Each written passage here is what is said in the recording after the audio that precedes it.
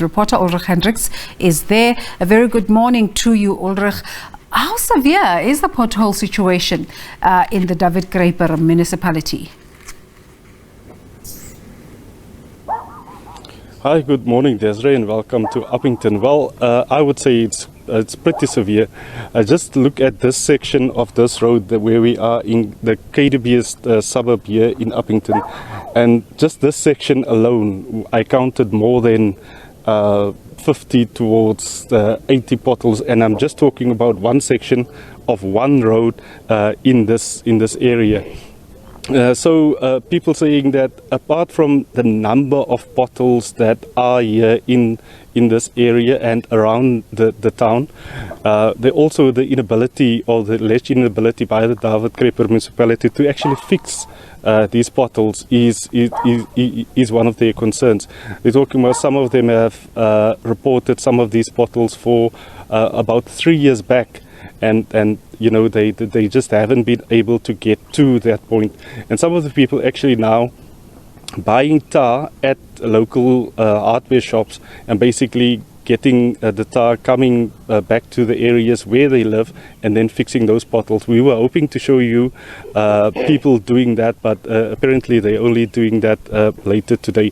But let's talk to one of the residents, Henk Opperman, about this problem. Henk, tell us the pothole problem here in Upington. We see this road, we see how bad it is. For residents, how big is this problem really? Thanks, Ulrich.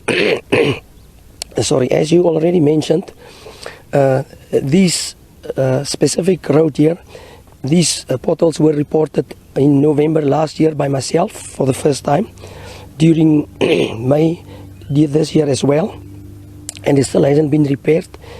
It's a huge problem. The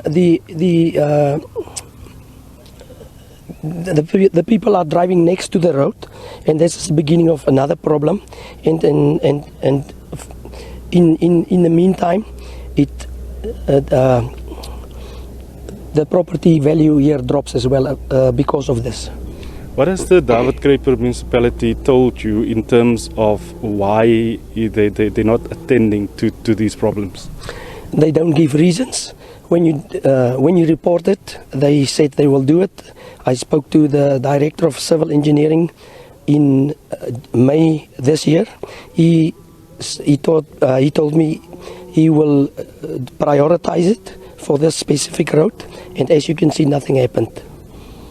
Tell us about this project that residents, if you can call it project, but residents going to basically fix the potholes themselves.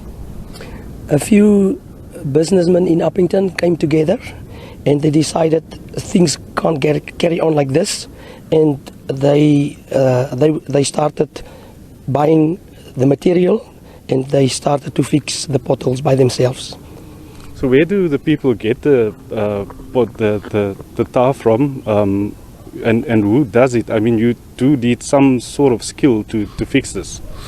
Yes, a few of them does have the necessary skills. They normally use people that has no work, jobless people, and use them, and then they pay them by themselves.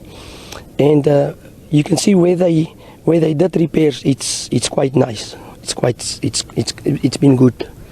It must be an expensive exercise. Tar is not cheap, eh? Tar is not cheap.